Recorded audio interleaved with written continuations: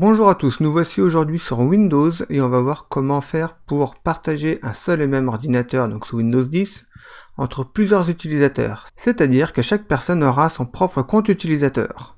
Dans le cas présent, je vais vous expliquer comment faire pour installer un compte utilisateur sans compte Microsoft, mais vous verrez en fait que quelqu'un qui a un compte Microsoft, la méthode sera plus ou moins donnée en même temps.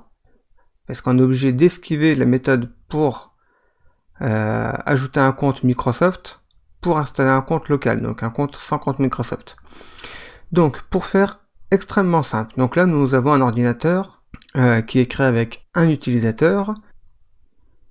Pour vérifier cela, on va simplement donc ouvrir l'explorateur de fichiers, on va sur ce PC, on va chercher le disque dur C, donc celui où le compte utilisateur est installé. Vous rentrez dedans et là on a un dossier qui s'appelle utilisateur. Donc c'est le dossier par défaut dans lequel Windows range tous ses comptes utilisateurs. Donc il suffit de rentrer dans ce dossier et là on peut voir qu'on a deux dossiers. Nous avons public. Lui il est tout le temps là, il sert à rien. En tout cas pour l'utilisateur. On a à côté notre compte Maurice qui est le compte utilisateur de l'ordinateur. Donc à partir de là, notre but c'est de créer d'autres utilisateurs. Juste pour finir rapidement, si on rentre dedans, on se rend compte que dans le dossier Maurice, on a tous ces documents utilisateurs, c'est-à-dire le dossier bureau, documents, images. On a tout ce qui compose son dossier utilisateur à lui. Donc admettons, on va imaginer que Maurice est un père de famille et qu'il veut que ses enfants puissent utiliser l'ordinateur, mais sans que ces documents à lui ne soient accessibles à eux. Donc qu'est-ce qu'on fait? Donc on va cliquer sur le menu Windows, et on va chercher la roue crantée paramètres.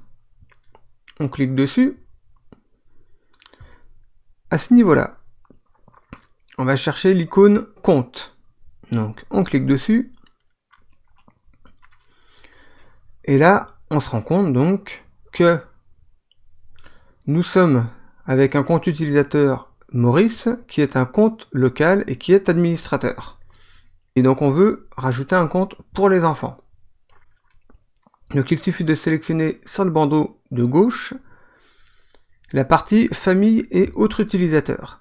On a la partie autres utilisateurs et on nous propose d'ajouter un autre utilisateur à ce PC. C'est exactement ce que nous voulons.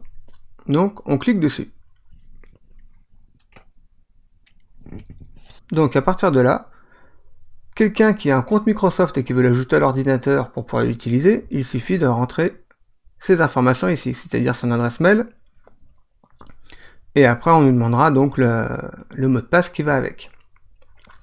Moi, je ne veux pas de compte Microsoft, je veux un simple compte local, c'est-à-dire toutes les informations restent dans l'ordinateur. Je vais donc chercher juste en dessous la petite phrase qui me dit « Je ne dispose pas des informations de connexion de cette personne ». Je clique dessus. Donc, Microsoft sont très très gentils parce que on n'a pas les informations de la personne à qui on veut rajouter le compte, donc autant le créer tout de suite. Eh ben non. On va chercher en dessous, ajouter un utilisateur sans compte Microsoft. On clique dessus. Et là, voilà. À partir de maintenant, on peut donc créer ce fameux compte utilisateur en compte local. Donc à partir de là, on va sélectionner un nom d'utilisateur. C'est-à-dire, comme tout à l'heure, le nom d'utilisateur était Maurice pour le père. Donc si on garde notre exemple. Pour les enfants, on peut soit utiliser le prénom d'un des enfants, ou alors, pour faire simple, on va dire que c'est le compte des enfants. On peut mettre un mot de passe ou pas. Pour l'exemple, on va en mettre un. Voilà, on met un mot de passe très compliqué. Voilà. À partir du moment où vous mettez un mot de passe, Windows vous impose de sélectionner les questions de sécurité. Donc les questions de sécurité, qu'est-ce que c'est? C'est plusieurs questions à laquelle il faudra répondre de manière la plus juste possible, ou en tout cas de noter les réponses pour pouvoir s'en souvenir, parce que en cas où vous oublieriez votre mot de passe, grâce à ces questions-là, qu'il vous reposera à ce moment-là, vous pourrez réinitialiser votre mot de passe, ou en tout cas le retrouver. Parce que là, si on ne répond pas et qu'on fait suivant, il nous précise que ces champs sont obligatoires. Donc moi, vu que c'est juste un test, je prends les questions au pif. et je réponds n'importe quoi. Bon, je vous montre en l'occurrence que en faisant n'importe quoi, ça fonctionne, parce que Windows n'est pas là pour vérifier si vos réponses sont vraies ou pas, mais à savoir que ça reste un outil pour vous. Donc en cas de souci, c'est grâce à cet outil-là que vous pourrez retrouver votre mot de passe. Donc mettez des vraies réponses, ou si vous voulez pas mettre des choses personnelles, notez-les bien sur un petit carnet que vous avez sous la main pour pouvoir les retrouver en cas de besoin. Une fois que vous avez rempli tout ça, vous faites suivant. Et notre compte local enfant a bien été créé. Maintenant, il faut le valider. Pour le valider, c'est très simple. Il suffit de l'ouvrir en fait. Donc ce qu'on va faire, on va déconnecter le papa. On se déconnecte de Maurice. Et à partir de là, en bas à gauche, on peut remarquer qu'on a le choix entre Maurice ou enfant. Donc on va sélectionner le compte enfant. On tape le mot de passe. Et on fait entrer, ou alors on clique sur la petite flèche pour ouvrir le compte. À savoir que là, pour Microsoft, enfin pour Windows, ce compte est tout neuf et maintenant il est en création. Donc on se retrouve un peu à la même étape que quand on a démarré l'ordinateur pour la première fois. Donc ça va plus vite, il y a moins de choses à renseigner, mais il y a quand même quelques étapes qu'il faut passer. C'est pour ça que si vous faites ça, dans le cas par exemple de mon exemple, où vous créez un compte pour vos enfants, démarrez-leur le compte une première fois vous-même pour pouvoir faire les paramétrages, et après vous pourrez les laisser faire, il n'y aura plus de soucis. Donc là il nous prévient que cette opération peut durer plusieurs minutes, on le laisse travailler, malheureusement on ne peut rien faire d'autre. On arrive sur cette étape là où on sélectionne ce qu'on veut ou pas attribuer en droit à Microsoft. Moi par habitude je mets non de partout, après à chacun de gérer comme il le veut. Donc prenez le temps de lire ce qui est quand même affiché au cas où, il y a des choses qui sont intéressantes.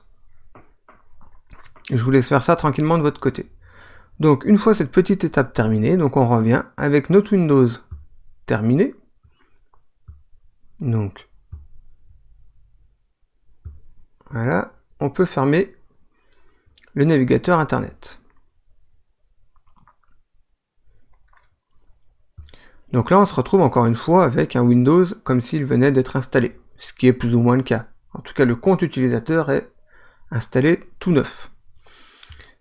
Quand on va dans notre menu Windows, on se rend compte, comme tout à l'heure, que là nous pouvons voir, donc plus Maurice, mais enfant, parce que nous sommes sur le compte enfant. Si on retourne dans notre explorateur de fichiers, et qu'on fait le même chemin que tout à l'heure, donc ce PC, disque local C, puis dans le dossier utilisateur, nous avons toujours public, Maurice, et maintenant nous avons le compte enfant. Alors, petite précision, je vous disais tout à l'heure que l'intérêt d'avoir un compte séparé pour les enfants permettait d'empêcher l'accès à ceux-ci, même s'ils viennent ici, regardez, là on est donc connecté avec le compte enfant, si j'essaie de rentrer dans le dossier Maurice, Windows me prévient que je n'ai pas les autorisations requises pour accéder à ce dossier. Donc même si je fais continuer, qu'est-ce qui va se passer? Il va me demander les autorisations, donc le mot de passe de Maurice pour me connecter. Donc je n'ai pas les accès. Si je ne mets pas le mot de passe, ça ne marche pas. Par contre, dans le compte enfant, pas de souci. Donc les enfants ont leur compte. Les enfants peuvent faire ce qu'ils veulent dans leur ordinateur, dans leur session, mais n'ont pas accès aux documents du père. Donc à savoir que à partir de maintenant, vous pouvez très facilement basculer d'un compte à l'autre. Donc on fait pas plus pour le moment. Moi je vous dis à très bientôt pour une prochaine vidéo. Ciao ciao.